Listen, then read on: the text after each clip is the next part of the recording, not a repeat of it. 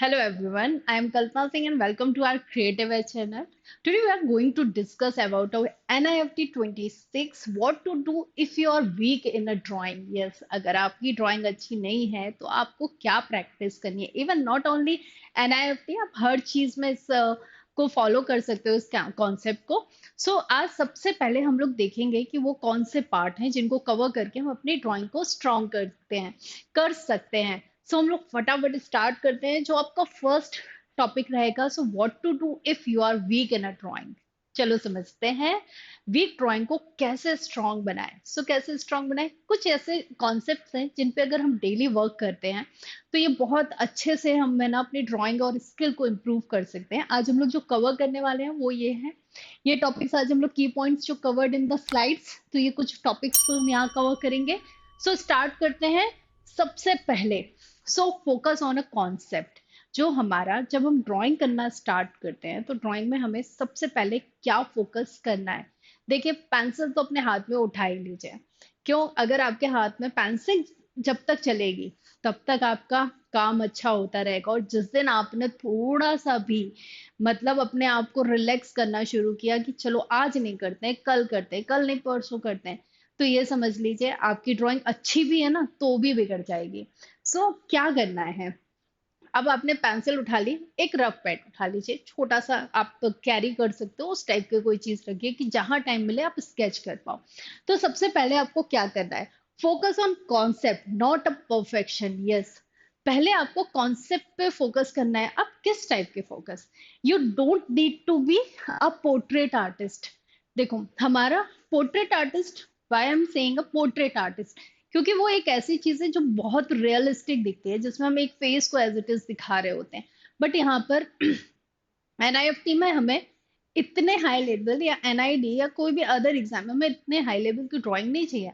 हमें कॉन्सेप्ट्स पे पहले अपना स्ट्रॉन्ग कमांड करना है. तो उसके लिए क्या करना है, देखो, एनआईएफटी चेक करता है आपके ideas, observation and story telling, not just beauty. इसके अलावा सिर्फ सुंदर दिखना ही सब चीज अच्छी नहीं होती. अगर आपके कॉन्सेप्ट्स अच्छे नहीं है, आइडिएशंस अच्छे नहीं है, अगर आपकी स्टोरी टेलिंग की लाइक कि आप एक बल्ब भी लेते हो ना तो आप उससे स्टोरी को क्रिएट कर पाओ, ये होता है स्टोरी टेलिंग, जो स्ट्रॉन्ग स्टोरी टेलिंग करते हैं. बहुत सारे जैसे पोस्टर डिजाइन हो गए, इन सब में हम अपनी स्टोरी टेलिंग कैसे कर सकते हैं. हर जगह स्टोरी टेलिंग बहुत इंपॉर्टेंट है. यानी कि आप अपने वर्ड्स को कम्युनिकेट कर पाओ किसी भी सिंबल्स के थ्रू, चाहे वो कोई भी ऑब्जेक्ट्स के थ्रू, आप जो भी फिगर ड्रॉ कर रहे हो उसके थ्रू. आपको सबसे पहले कॉन्सेप्ट के ऊपर वर्क करना है, ना कि परफेक्शन के ऊपर. ओके. पहला स्टेप हमें जिस चीज का ध्यान रखना है. अब सेकंड स्टेप हमें क्या पता होना चाहिए. Yes, practice a fast sketching 5 to 10 minutes per day. Pen ले लीजिए, पेंसिल ले लीजिए, कुछ भी ले लीजिए. आपके सामने जो चीज रखा है उसको फास्ट 5 to 10 मिनट्स बनाने की. पहले दिन गलत बनेगा, दूसरे दिन गलत बनेगा, तीसरे दिन ऑटोमेटिकली कोई चीजें आपकी सब अच्छी बनने लगेगी. देखो, डे फर्स्ट कोई भी स्किल में अच्छा नहीं होता. तो ये मत सोचिए कि आज ही मुझे सब आ जाए. थोड़ा सा टाइम दीजिए हर एक चीज में. आप क्योंकि स्किल इतने जल्दी नहीं आती, उसमें थोड़ा सा टाइम लगता है. अपने आप को एक टारगेट बनाइए कि 1 वीक है, 1 वीक मुझे इतने स्केच बनाना है per day. 5 to 10 minutes enough time है. सो क्या क्या बना सकते हैं, कब बनाइए, शूज बनाइए, बैग. अब इसमें ज्योमेट्रिकल शेप्स को फाइंड आउट करिए, किस टाइप का शूज दिख रहा है, क्या ज्योमेट्रिकल शेप्स है, कब कैसा दिखाई दे रहा है, कैसा इसकी हाइट क्या है. थोड़ा सा ऑब्जर्व करिए और उसको फास्ट स्केच करके उसको बनाने की कोशिश करिए, रफ स्केचेस में. Okay, not perfect.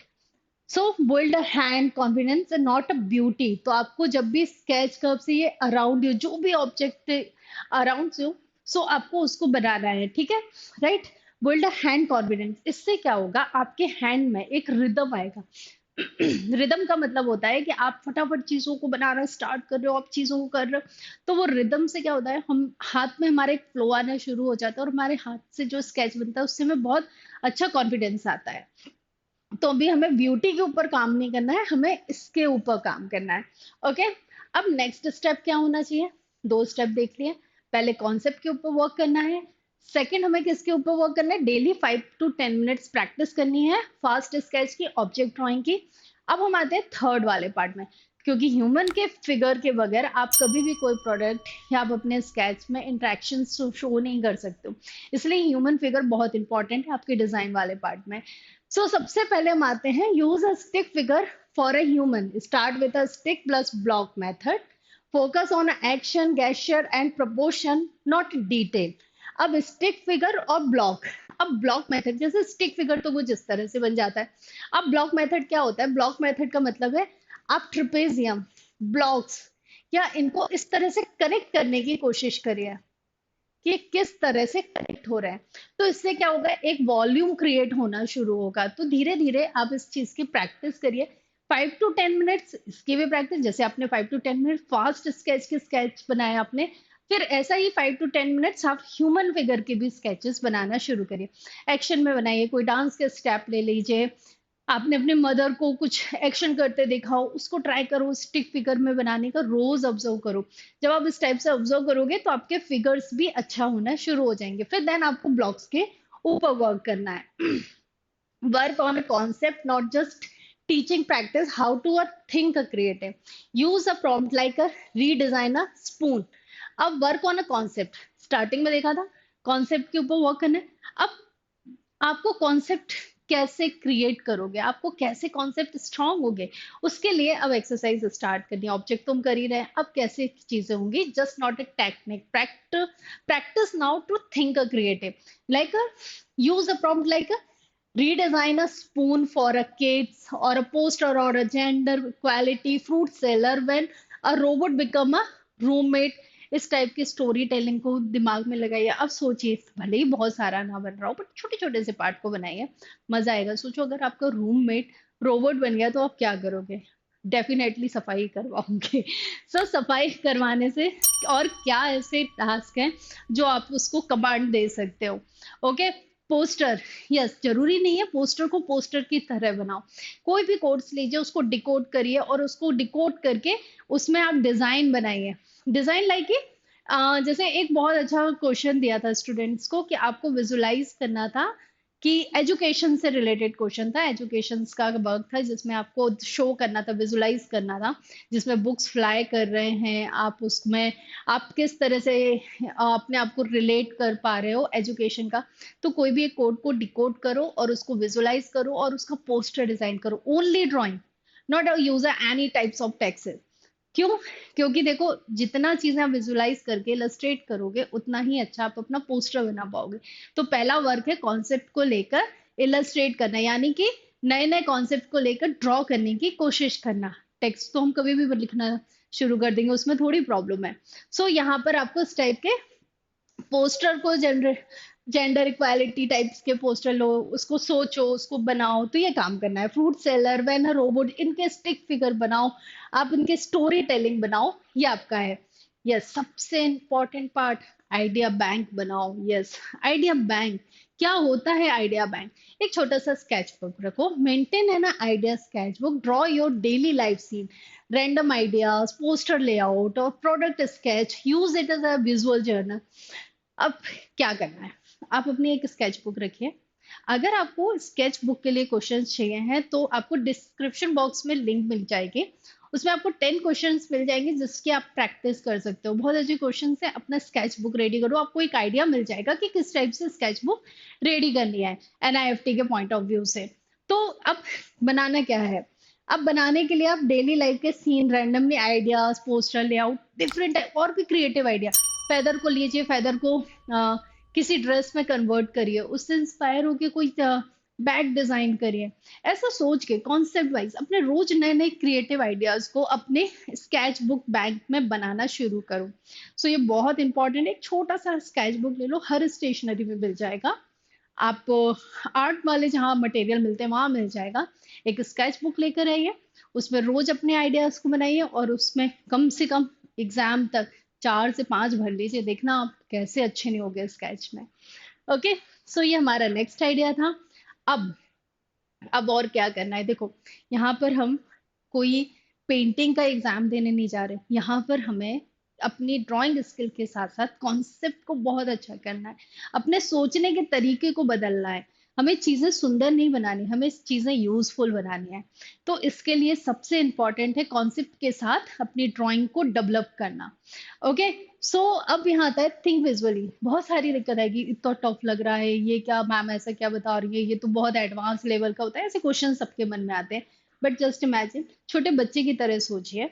छोटे बच्चे की तरह सोचने का मतलब है, जो छोटे बच्चे को अगर टेबल बनानी है तो उसको चार पैर ही नजर आते हैं। तो इससे क्या होगा, आपको विजुअलाइजेशन स्ट्रांग होगा। देखिए, सोचिए, गंदा बनाइए, बेकार बनाइए, चलेगा, लेकिन कोशिश करते रहिए। अगर आप कोशिश नहीं करेंगे तो आप कभी भी स्ट्रांग वर्क नहीं कर पाओगे। सो visually not verbally. Don't write an idea first, draw it roughly instant.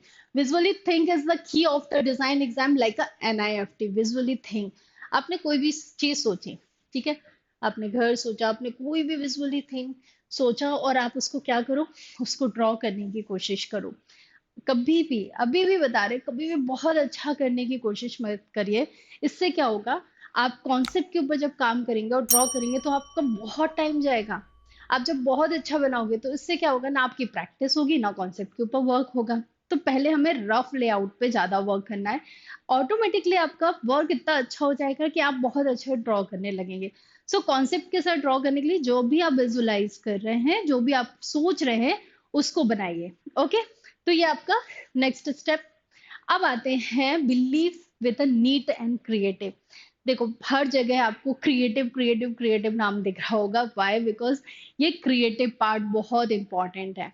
अगर आप इस टाइप के क्रिएटिव पार्ट्स पे वर्क करोगे और ड्राइंग लोगे, और थर्ड इंपॉर्टेंट चीज, नीटनेस। जब आप इस टाइप के वर्क कर चुके होगे, तब एक हमेशा रात में या कोई भी एक टाइम बैठो, दिन भर के स्केच बुक में से कोई एक सिलेक्ट करो और उसको बहुत अच्छे से नीट और फिनिशिंग के साथ उसको फाइनलाइज करो। सो ये आपको इससे आप एक स्टेप और भी सीख जाओगे। पूरे दिन रफ वर्क किया, उसमें से कोई भी एक या दो प्रोडक्ट बनाओ, उसको फाइनल बनाओ। आपका प्रेजेंटेशन नीट एंड क्लीननेस भी आपकी प्रैक्टिस होती जाएगी, और आपके विजुअलाइजेशन भी स्ट्रांग होते जाएंगे, प्लस आपकी ड्राइंग अच्छी होती जाएगी।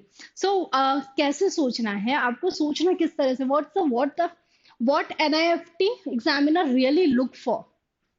अब जैसे आप सोचो, आप मम्मा को अपना कुछ काम दिखाने जा रहे हो, या आप एक अपनी फैकल्टी को कोई चीज दिखाने जा रहे हो, तो वो क्या एक्सपेक्टेशन करेगी आपसे? अच्छा ही एक्सपेक्टेशन करेगी ना। तो आपको उसी तरह से प्रेजेंटेशन देना है कि वो बहुत अच्छे से चीजों को रिप्रेजेंट करे। सो ये हमारा, ये नेक्स्ट स्टेप है कि मतलब हमें नीट एंड क्लीन चीजों को दिखाना है। अब आप हमारे प्लेटफॉर्म में कहाँ कहाँ जुड़ सकते हैं? Yes, Telegram. टेलीग्राम एक ऐसा प्लेटफॉर्म है जहां पर आप अपने मैसेजेस, और डेली कुछ ना कुछ आपको टास्क अपडेट किए जाते हैं, इंफॉर्मेशन दी जाती है। तो आप हमारे officially Telegram channel creative edge design entrance prep में जुड़ सकते हैं, जहां पर आपको डेली अपडेट मिलेगा। इंस्टाग्राम। इंस्टाग्राम तो आपको पता है, फन एक्टिविटीज और इन सब का आपके फन के लिए होता है। अब क्रिएटिव एज में चल क्या रहा है आपको कैसे पता चलेगा? तो आपको इंस्टाग्राम में जाके देखना है क्या चल रहा है क्रिएटिव एज में, यहाँ के स्टूडेंट क्या कर रहे हैं। अब आते हैं यूट्यूब, आपका एजुकेशनल प्लेटफॉर्म। यहाँ तो आपको सब कुछ मिलता है, आप यहीं पर है। तो यहाँ से आप अपनी लर्निंग प्रोसेस को ले सकते हैं क्रिएटिव एज के। तो आप यहाँ पे सब्सक्राइब कर सकते हैं, हम लोगों को सब्सक्राइब करिए, लाइक करिए, शेयर करिए वीडियोस, और भी लोगों को यहाँ तक की इंफॉर्मेशन पहुंचाइए, अपने फ्रेंड्स को जो आपके टारगेट एग्जाम की प्रिपरेशन कर रहे हैं। ओके, सो आप वेबसाइट में जाकर आप हमारी कम्युनिटी से जुड़ सकते हैं। आपको अगर कुछ भी ऐसे मटेरियल चाहिए हैं, आपको वहां पर भी मिल जाएगा। एंड वन इम्पॉर्टेंट थिंग, क्या आपको पता है क्रिएटिव एज ने अमेजोन में अपनी बुक्स पब्लिश किया है? यस, जाइए हमारे प्लेटफॉर्म में देखिए वो कौन सी बुक्स हैं जो पब्लिश किए हैं, और वो आपके लिए कितनी हेल्पफुल हो सकती हैं। तो एक बार जाके गो थ्रू करिए।